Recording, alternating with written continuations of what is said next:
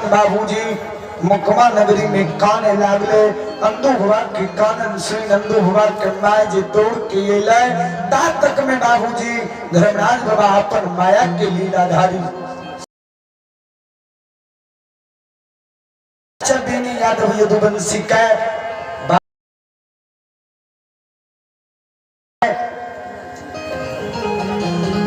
धर्मराज बाबा बीनी यादव यदुवंशी के 64 बाल बथान में बाबूजी विप्र ब्राह्मण के रूप धारण करने जा रही है। श्रोता बाबू सुनो सुनो सुनो भैया सुनो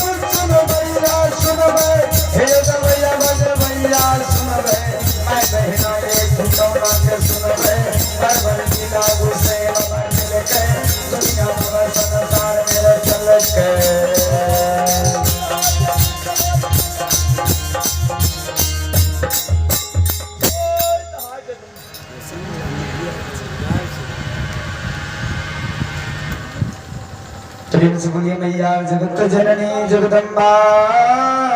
के